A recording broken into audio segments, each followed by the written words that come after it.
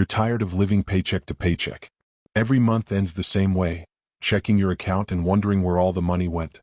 You tell yourself you'll start saving next month, but next month always brings another expense, another reason to delay. The truth you need to hear right now is this: waiting for the perfect time to save means you'll never start. The perfect time doesn't exist. Here's what's really happening.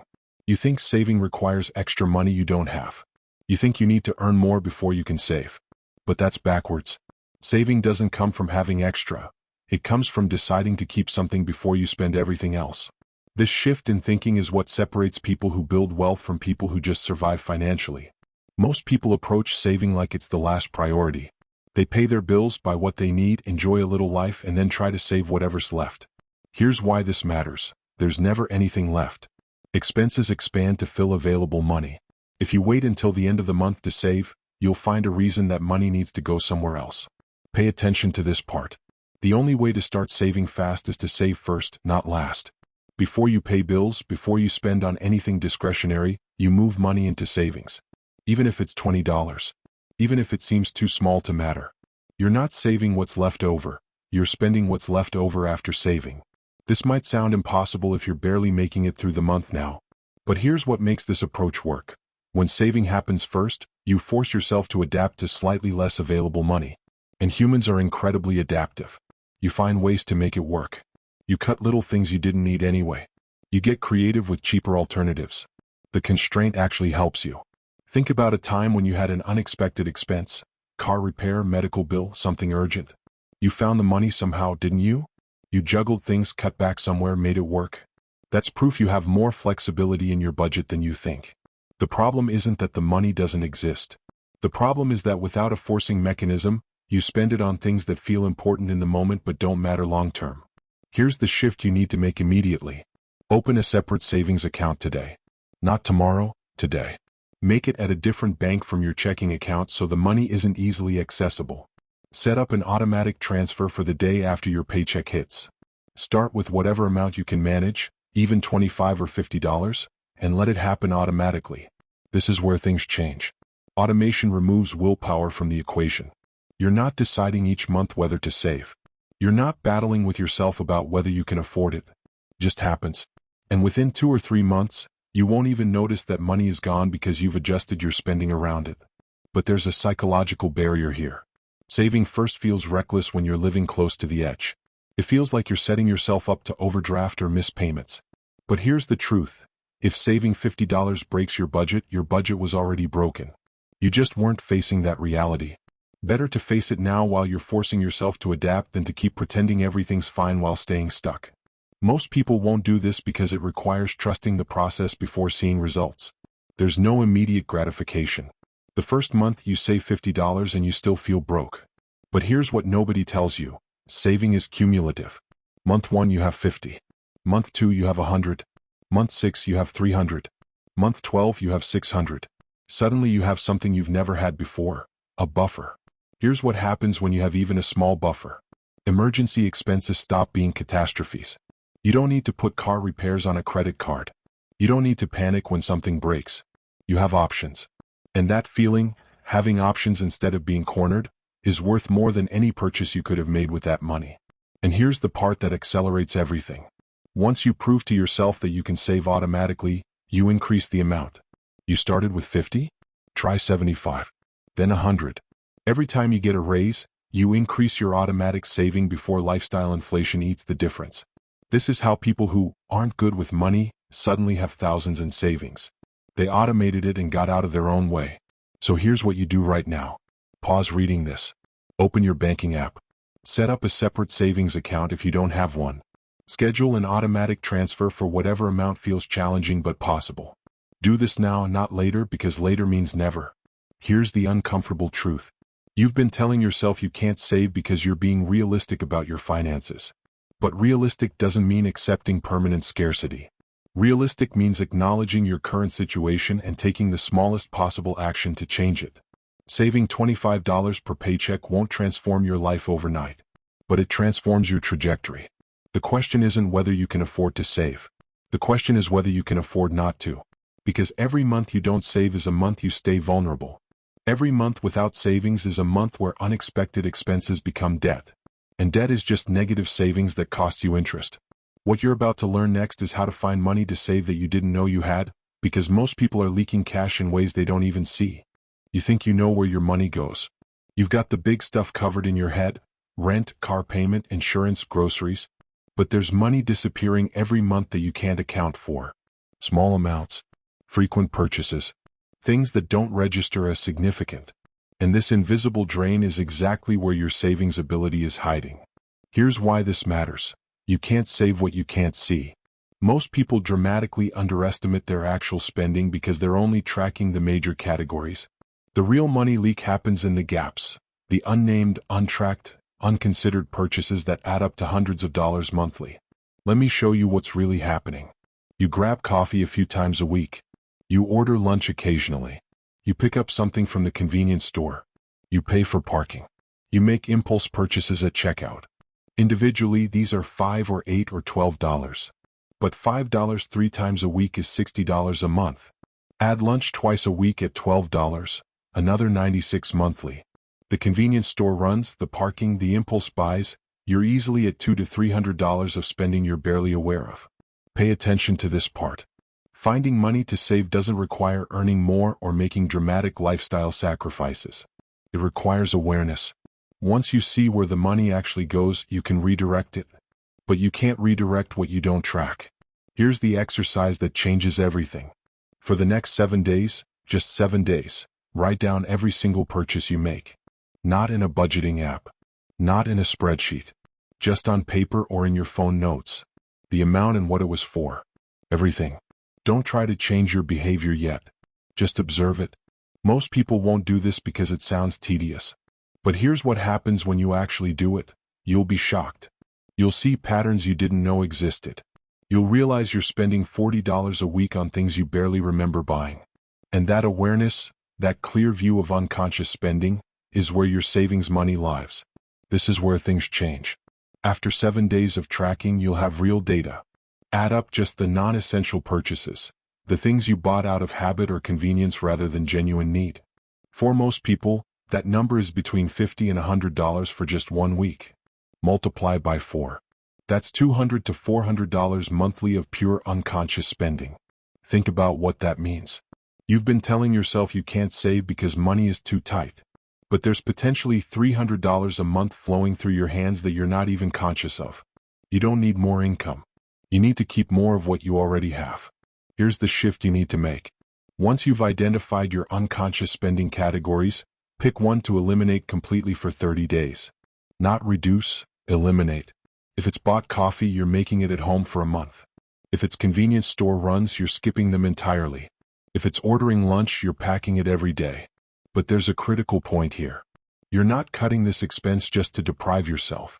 You're cutting it to prove something to yourself, that you can save fast when you eliminate leaks. Take the money you would have spent and transfer it to savings the moment you notice yourself not spending it. Make it visible. Make it immediate. Make it rewarding. Most people try to cut everything at once and fail within a week. That's why you pick one category. Just one. You can survive without bought coffee for a month. You can handle packing lunch for 30 days. It's not forever. It's just long enough to break the automatic pattern and show yourself what's possible. Here's what happens during that month. The first week feels restrictive. You notice what you're not doing. You feel the inconvenience. But the second week, it starts feeling normal. By week 3, you've adapted completely.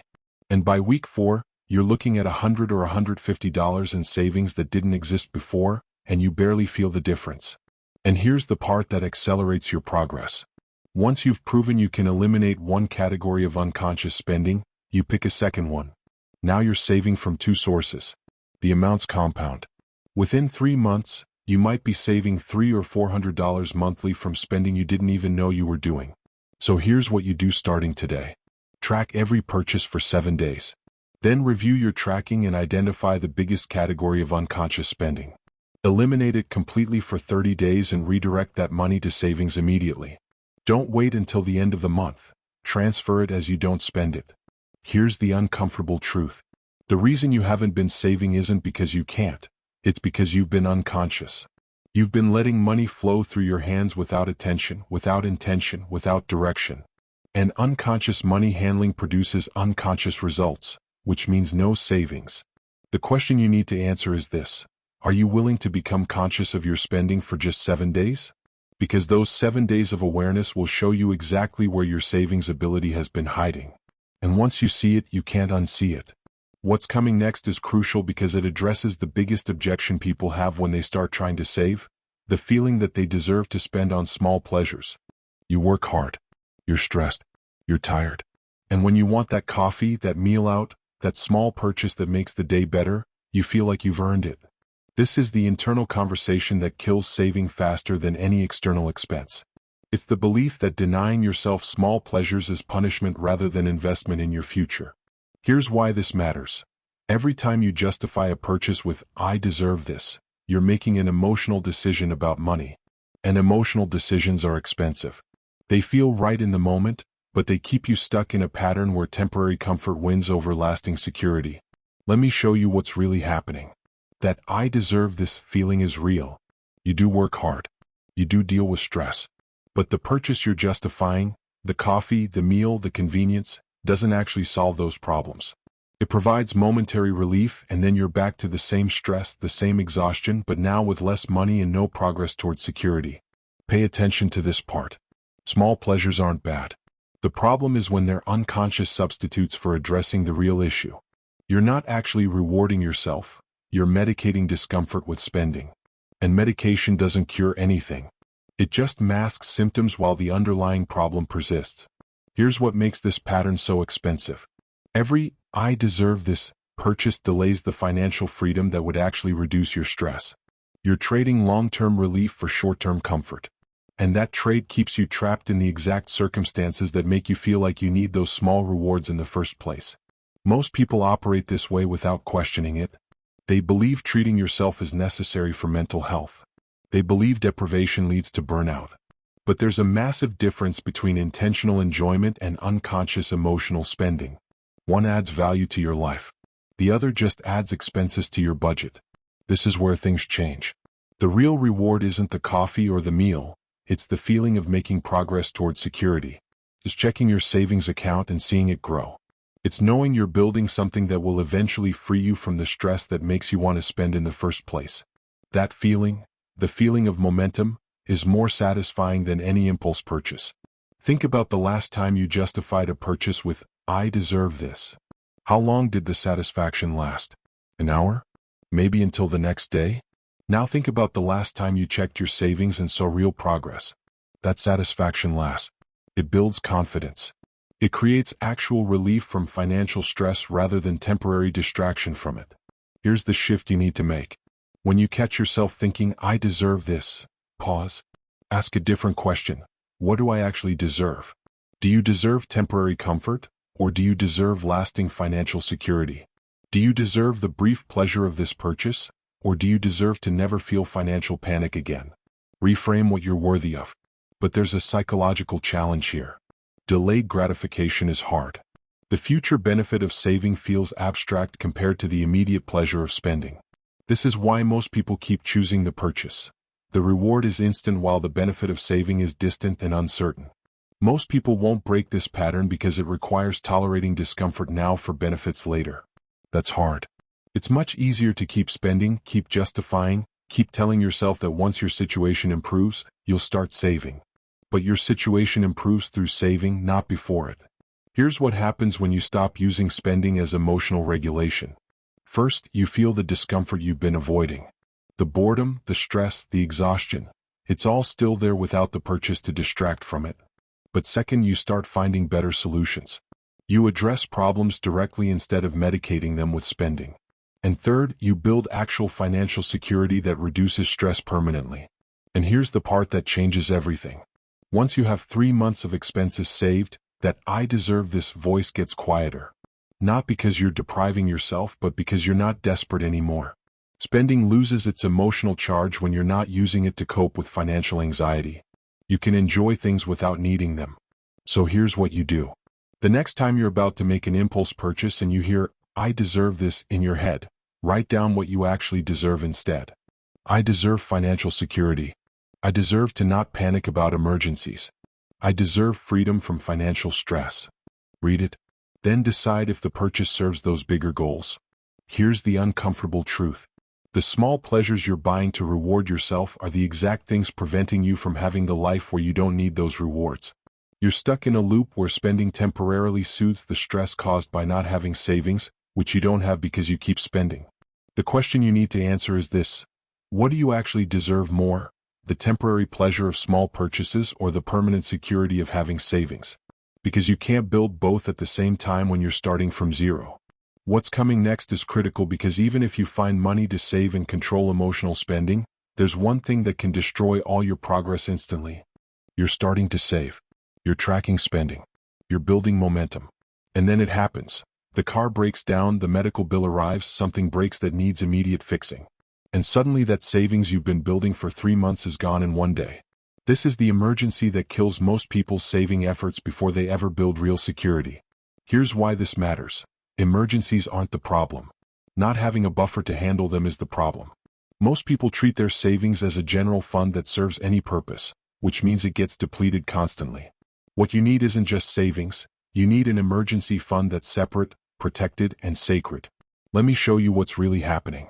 You save $500 and feel good about it. Then your car needs $400 in repairs. You drain most of your savings, feel defeated, and stop saving because it feels pointless. You're filling a bucket with a hole in it.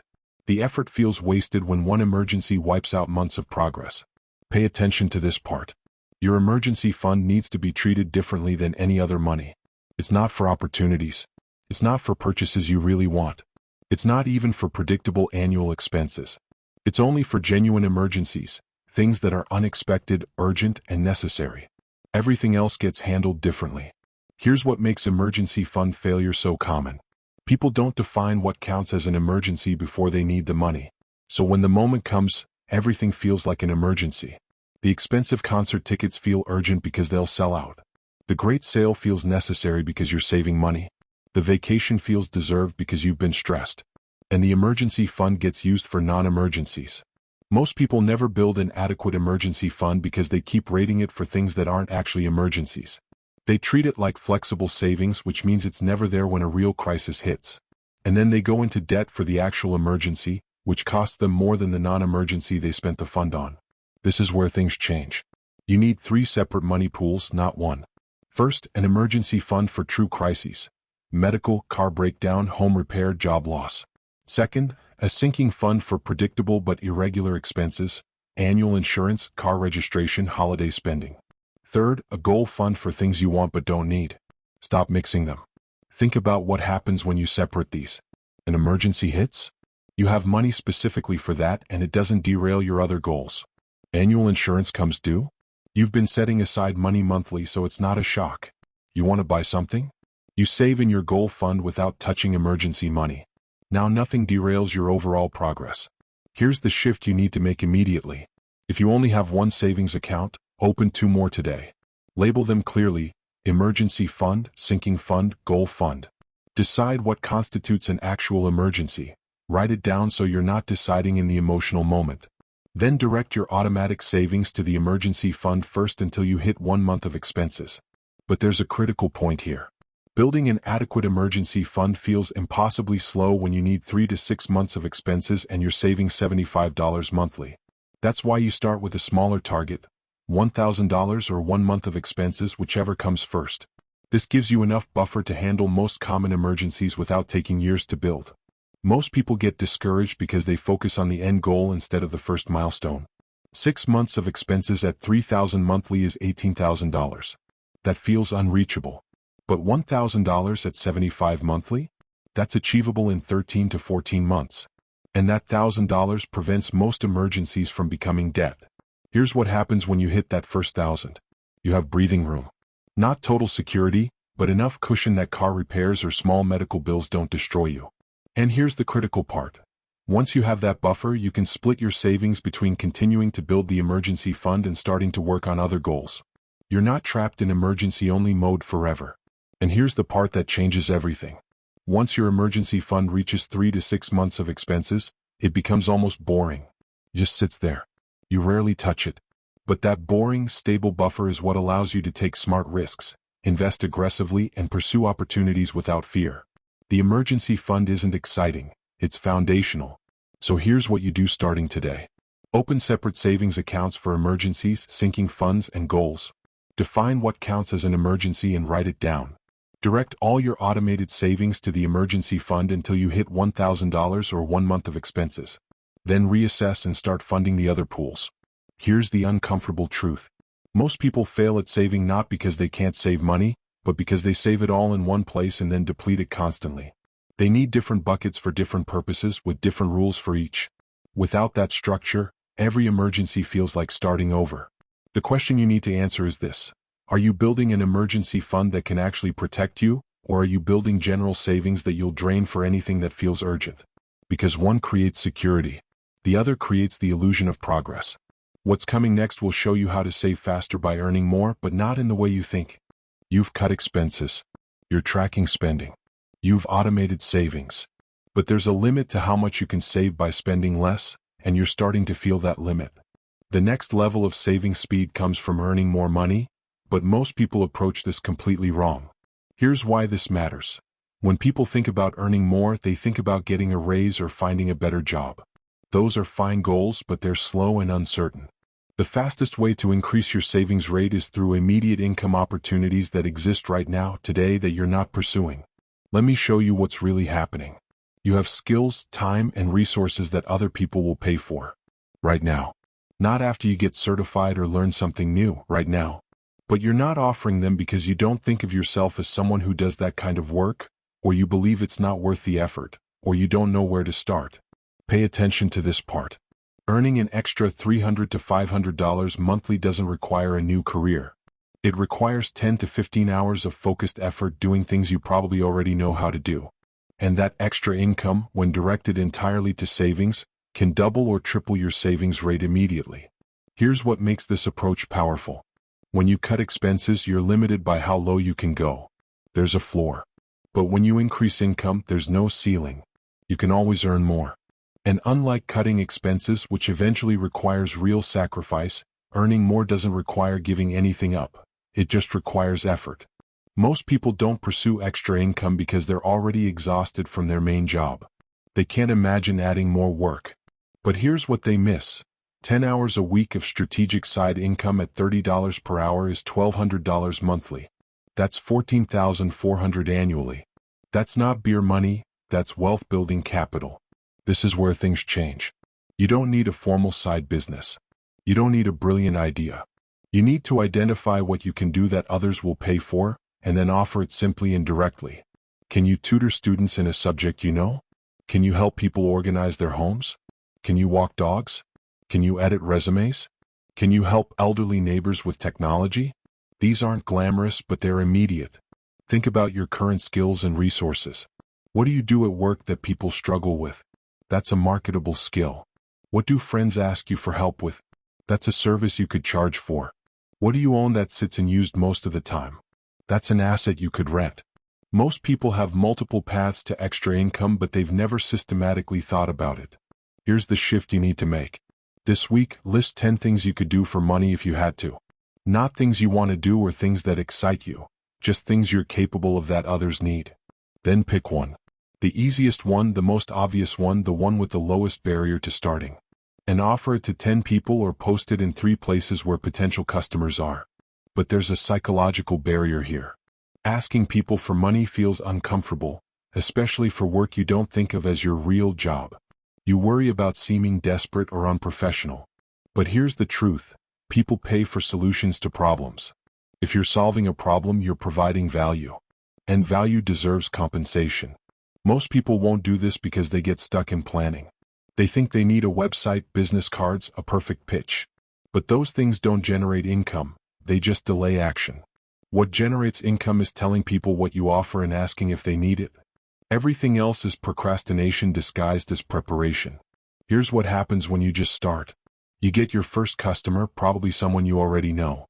They pay you. You deliver the service. It's not dramatic, but suddenly you've proven you can generate income outside your main job. That proof matters. It shifts how you see yourself and what's possible. And here's the part that accelerates everything. Your first $100 of extra income goes straight to savings. Not $90, $100. You're not earning more to spend more. You're earning specifically to save faster. This isn't lifestyle money. This is freedom money. Treat it differently than your regular income. So here's what you do starting today. Make your list of 10 possible income sources. Pick the easiest one. Offer it to 10 specific people via text, email, or message. Or post it in 3 online local groups or platforms. Do this today. Not tomorrow. Today. Because tomorrow is how I should earn extra income stays theoretical instead of becoming real. Here's the uncomfortable truth. Most people who say they can't save more are really saying they can't imagine doing work beyond their main job. They're treating their current income as fixed when it's actually just their current choice. You could add $300 to $500 monthly to your income starting this week if you wanted it enough. The question you need to answer is this: how badly do you want to build savings fast? Because if you want it badly enough to work 10 extra hours weekly for 6 months, you can completely change your financial situation. If you don't want it that badly, you'll keep saving slowly and hoping something changes on its own. What's coming next is critical because even if you're saving money consistently, there's one mistake that can waste years of effort. You're saving money. Finally. Every month your savings account grows. It feels good to see the progress. But here's the problem. That money is sitting in a regular savings account earning almost nothing. And while it sits there barely growing, inflation is quietly destroying its purchasing power. You're saving, but you're not building wealth. Here's why this matters. Saving is the first step, not the final step. Money in a regular savings account is safe, but it's not working for you. Every month that money sits earning 0.1% interest while inflation runs at 3%, you're losing purchasing power. You're saving yourself backward. Let me show you what's really happening. You save $1,000 and it sits in your checking or standard savings account. A year later you still have $1,000, but that $1,000 buys less than it did 12 months ago. You've been disciplined about saving, but the vehicle you chose for your savings is failing you. Pay attention to this part. Once your emergency fund hits $1,000, you need to move it to a high-yield savings account. Not a regular savings account, a high-yield account at an online bank that's paying 4 to 5% instead of 0.1%. That difference seems small, but on $1,000, it's the difference between earning $1 annually versus $40 to $50. Here's what makes this critical. When your savings earn real interest, they grow even when you're not adding to them. Your money starts working for you. It's not dramatic growth. Savings accounts will never make you rich. But they prevent inflation from eating your progress, and they add meaningful dollars over time that compound your efforts. Most people keep money in regular savings accounts because it's where they opened their first account, or because it's convenient being at the same bank as their checking, or because they don't realize better options exist. That convenience and inertia cost them hundreds of dollars annually in lost interest, money that should be working for them. This is where things change. High-yield savings accounts are just as safe as regular accounts. They're FDIC insured the same way. The only difference is they're usually at online banks rather than traditional brick-and-mortar banks. There's no reason not to move your emergency fund to one today. The process takes 10 minutes and immediately increases your returns by 40 to 50 times. Think about what this means long-term. If you build an emergency fund of $10,000, 6 months of expenses for many people, the difference between 0.1% and 4.5% is the difference between $10 annually and $450 annually. That's $440 of free money just for keeping your savings in the right place. Here's the shift you need to make immediately. If your emergency fund is in a regular savings account earning less than 4%, open a high-yield savings account today. Transfer your money. Don't overthink it. Don't wait. Every day you delay is interest you're not earning. This is the lowest effort, highest return action you can take right now. But here's where most people make the next mistake. Once their emergency fund is earning solid interest, they keep piling all additional savings into that same account. They save $5,000, then $10,000, then $15,000, all sitting in savings earning 4 or 5%. And they think they're doing well because it's better than 0.1%. But here's the truth. Once you have 3 to 6 months of expenses in your emergency fund, additional money shouldn't go to savings, it should go to investments. Because savings accounts protect money. Investments grow money. And if you're trying to build wealth, not just preserve capital, You need growth that outpaces inflation by a significant margin. Most people are terrified of investing because they don't understand it. They've heard stories about people losing money, or they think you need thousands of dollars to start. But here's what they don't know. Investing in a simple, low-cost index fund is safer over time than keeping everything in savings, and you can start with as little as $50 or $100. Here's what happens when you invest consistently. Your money experiences real growth, not 4%, but historically 8 to 10% annually on average over time. That difference is massive. $10,000 at 4% for 20 years becomes about $22,000. The same amount at 8% becomes $46,000. Same discipline, different outcome, purely because of where the money was placed. And here's the part that changes everything. Once you understand this distinction, emergency fund and high-yield savings for safety and accessibility, additional savings and index funds for growth, you stop thinking of yourself as just a saver. You start thinking of yourself as a wealth builder. And that identity shift changes how you handle every financial decision. So here's what you do starting today. If your emergency fund isn't in a high-yield savings account, open one right now and transfer the money. Popular options are easy to find with a simple search. Then, once your emergency fund is complete, open a brokerage account and set up automatic monthly investments into a total market index fund. Start with whatever you can, even $50 monthly. Here's the uncomfortable truth. Most people spend years saving diligently in the wrong accounts, earning almost nothing, and wondering why their wealth isn't building faster.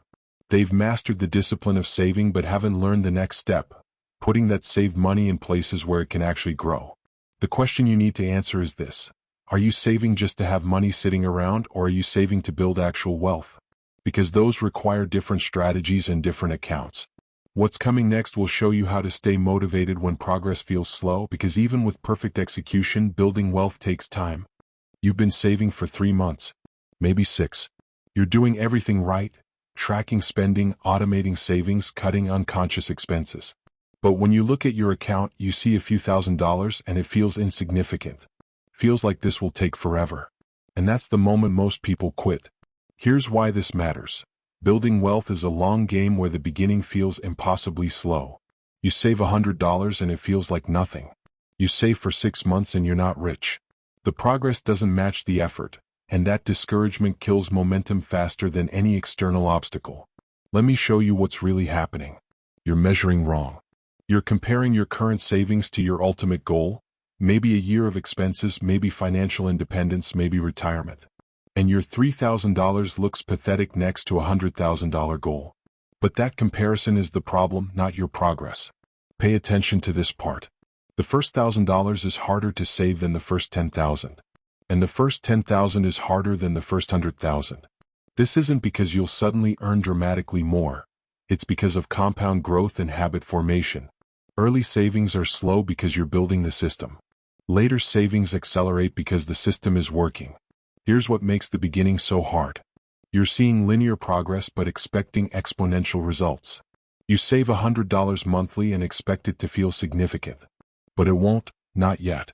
The significance comes later, after you've stacked months and years of consistent action and the compound effect kicks in. Most people quit during this phase because they don't understand the trajectory. They think saving should feel rewarding immediately. They want to see dramatic changes in their financial situation within months. But wealth building is more like working out.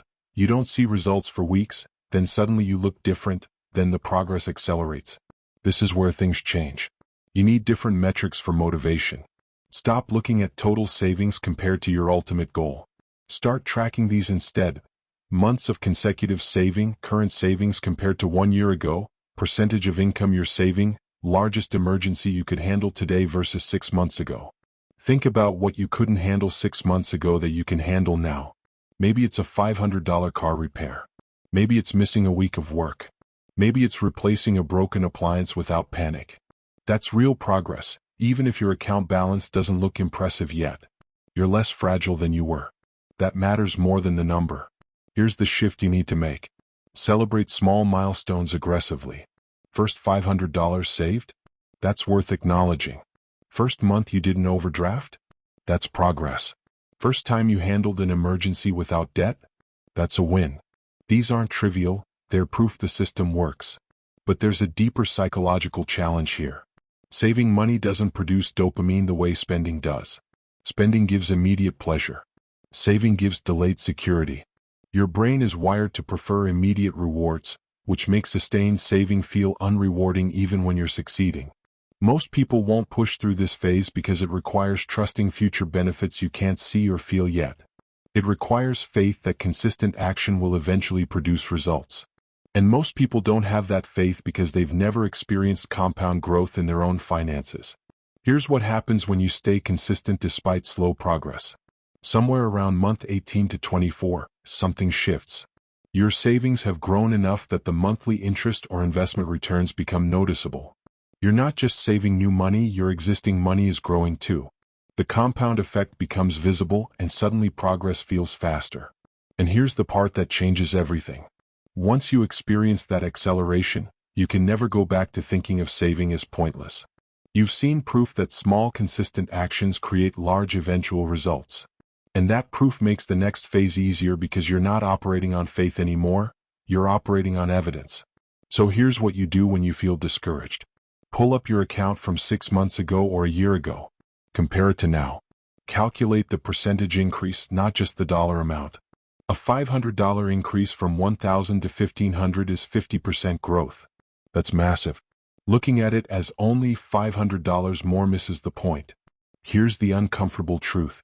Most people expect saving to feel as rewarding as spending, and when it doesn't, they interpret that as failure. But saving isn't supposed to feel rewarding in the moment. It's supposed to create options and security that become rewarding over time. If you need immediate gratification, you'll never build wealth. The question you need to answer is this: can you commit to doing something consistently that won't feel rewarding for a year or two? Because if you can't, you'll keep starting and stopping, and you'll still be in the same place 5 years from now.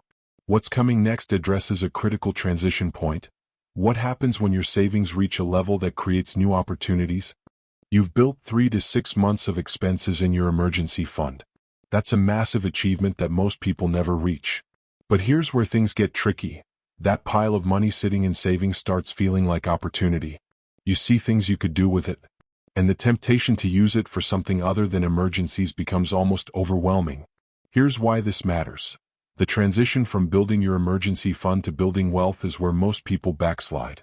They hit their savings target, they feel secure, and then they start treating that security as spending money. And within 6 months, they're back to minimal savings, wondering what happened. Let me show you what's really happening. You've been so focused on reaching your emergency fund goal that you haven't thought about what comes next. Now that you're there, you don't have a new target pulling you forward.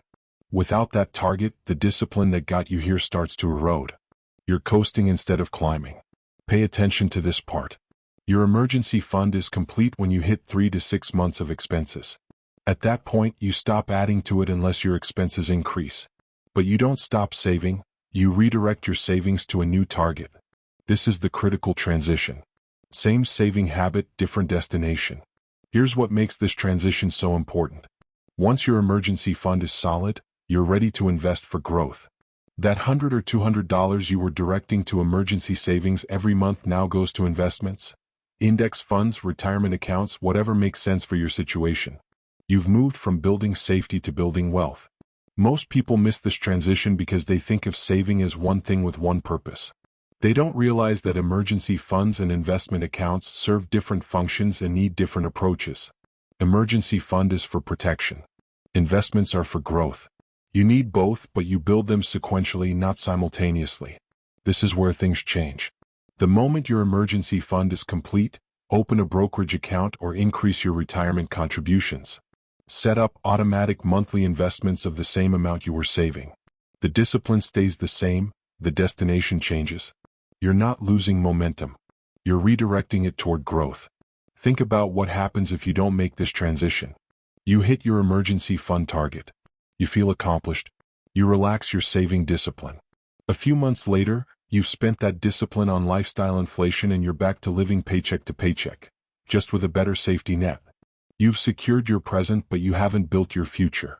Here's the shift you need to make before you even complete your emergency fund. Decide now what comes next.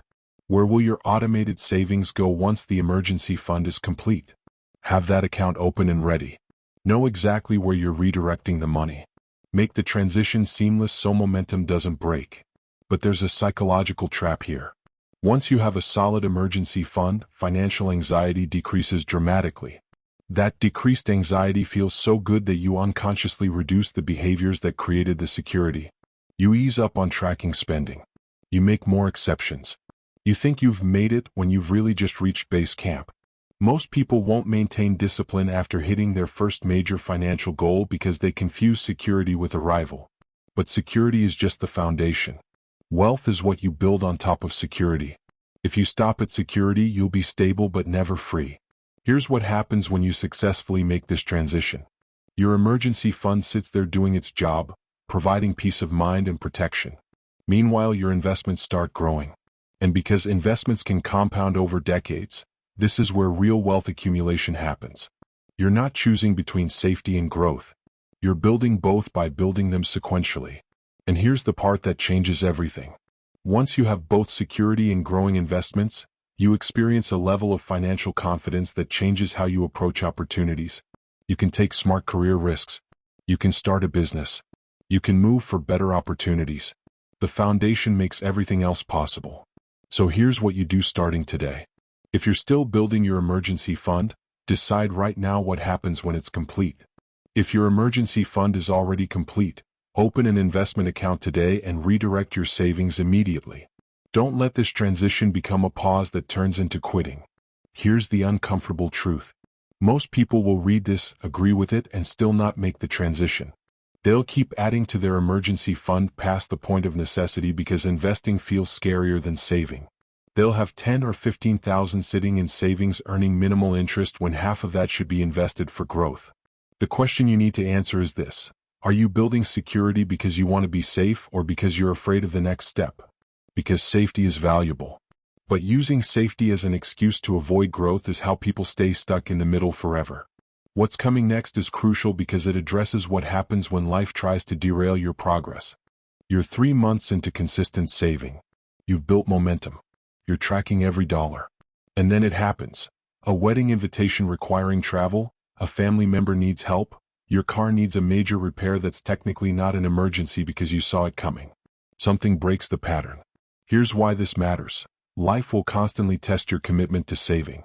There will always be something, legitimate things, not just impulses, that threatens your progress.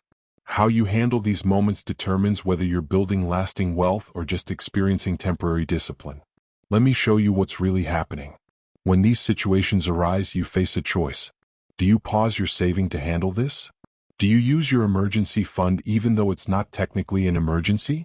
Do you go into debt? Each option has consequences, and most people make the wrong choice because they haven't prepared for this moment. Pay attention to this part. The biggest threat to sustained saving isn't catastrophic failure, it's repeated small pauses.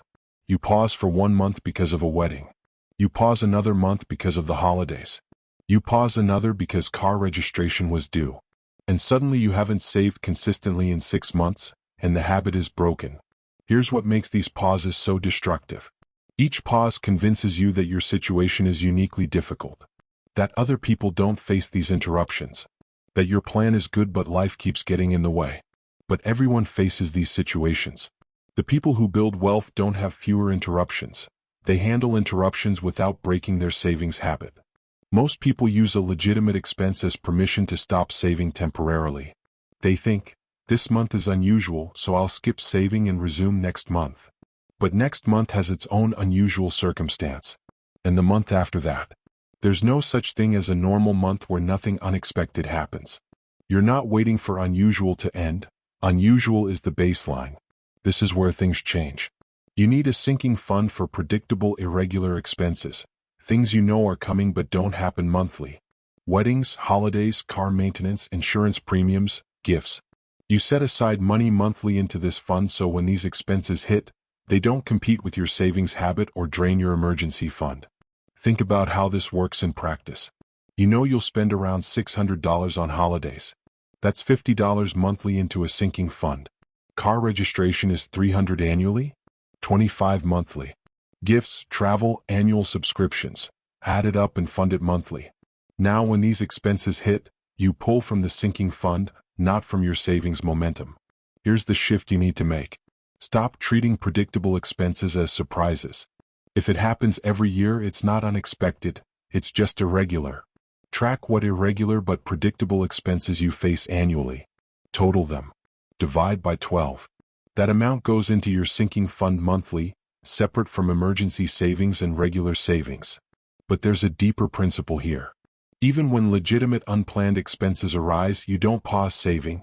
You reduce the amount temporarily if necessary, but you never reduce it to zero. Saving $25 in a hard month maintains the habit. Saving zero breaks it. The amount matters less than the consistency. Most people won't implement a sinking fund because it feels like another thing to track, another complication.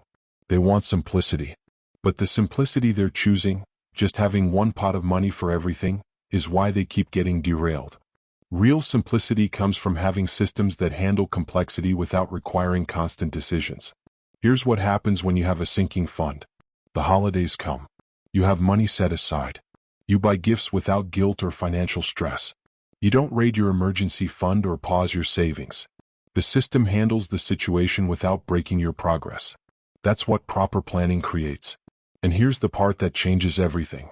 Once you've weathered a full year of irregular expenses without breaking your savings habit, you've proven something crucial to yourself. You can maintain financial discipline through real life, not just ideal circumstances. And that proof makes every subsequent year easier. So here's what you do starting today. List every irregular but predictable expense you face annually. Calculate the monthly amount needed to fund them. Add that to your monthly savings plan as a separate category. When these expenses hit, you're prepared instead of derailed. Here's the uncomfortable truth. Most people fail at sustained saving not because of true emergencies, but because of predictable expenses they chose to treat as surprises. They didn't plan, so every irregular expense feels like a crisis that justifies breaking their savings commitment. The question you need to answer is this: are you planning for life as it actually is, or for life as you wish it were? Because wishing for a year with no irregular expenses won't make it happen. Planning for them will. What's coming in the final chapter will tie everything together and give you the mindset needed to maintain this for life. You've learned the tactics. You know how to track spending, automate saving, find extra income, handle emergencies, and transition to investing. But tactics without the right mindset will eventually fail. Because saving money fast isn't just about execution. It's about fundamentally changing your relationship with money. Here's why this matters. Every tactic in this book will work for a while. But unless you change how you think about money, you'll eventually revert to old patterns. The person who sees saving as deprivation will stop saving when they get tired of feeling deprived. The person who sees saving as security will save forever. Let me show you what's really happening. Right now, you probably see money as something that flows through your life. You earn it, you spend it, it's gone. This relationship treats money as a tool for current consumption. But wealthy people see money differently. They see it as stored power, optionality, and freedom. The transaction isn't the point. What the money enables over time is the point. Pay attention to this part. When you spend money, you're not just losing the dollars, you're losing what those dollars could become. $100 spent today isn't just $100. It's the $100 plus years of compound growth. It's potentially $200 in 10 years, 420 years. Every purchase is really a choice between present consumption and future options. Here's what makes this mindset shift so powerful. Once you see money as compound potential rather than current spending power, your decisions change automatically. That $50 meal out isn't $50, it's $100 of future wealth. Is this meal worth 100 future dollars? Sometimes yes. Often no. The question reframes everything. Most people never make this shift because it requires thinking in terms of opportunity cost. Every purchase has a cost and what else that money could have done. That's uncomfortable. It's easier to just look at whether you can afford something right now rather than whether it's the best use of money over time. This is where things change. You stop asking, "Can I afford this?" and start asking, "Is this worth more to me than what else this money could do?" The second question is harder. It requires comparing present enjoyment against future security. But it's also the question that builds wealth. Think about someone who buys a new car every 5 years versus someone who drives reliable used cars and invests the difference. Same income. Same basic transportation. But one person is spending $40,000 every 5 years on depreciating assets. The other is spending $15,000 and investing $25,000. Over 30 years, that's a $350,000 difference after compound growth. Same life, drastically different outcome, purely based on one repeated decision. Here's the shift you need to make. Start seeing yourself as the manager of your most important asset, your financial future. You're not just a consumer making purchases. You're actively directing resources toward long-term outcomes. This isn't about being cheap, it's about being strategic. But there's a psychological resistance here. Thinking long-term requires delayed gratification, which fights against human wiring. We're built to prioritize immediate rewards over distant benefits. Overcoming that wiring requires conscious effort and repeated practice. It's a skill, not a personality trait. Most people won't develop this mindset because it means acknowledging that their current financial position is largely the result of thousands of small decisions, not bad luck or unfair circumstances. That's uncomfortable. It's easier to blame external factors than to accept responsibility for choices that compounded into current reality. Here's what happens when you adopt this mindset. First, you start making different choices automatically. Second, those choices compound into different results. Third, you start seeing opportunities other people miss because you're thinking in terms of long-term value instead of immediate cost. And fourth, you become someone who builds wealth rather than someone who just earns and spends money. And here's the part that changes everything. Once you've internalized this mindset and built even modest wealth, you experience something that money can't buy through consumption. Options. You can leave a bad job. You can help family members. You can take smart risks. You can weather crises without panic. Money stops being about stuff and starts being about freedom. So here's what you do for the rest of your life. Before every significant purchase, pause and ask, what else could this money do for my future? Let yourself want the thing. Feel the desire. But also feel the opportunity cost. Then make a conscious choice about which you value more. Sometimes you'll choose the purchase. Often you'll choose the future. Here's the uncomfortable truth. Most people will read this entire book, agree with everything, and change nothing permanently. They'll implement tactics for a few months, see some progress, and then gradually slip back to old patterns. Because tactics without mindset shifts are temporary. The question you need to answer is this: do you want to feel wealthy or do you want to be wealthy? Because feeling wealthy comes from spending money on things that signal success. Being wealthy comes from keeping money and letting it compound into actual security and options. You can't optimize for both simultaneously. This is where your journey actually begins.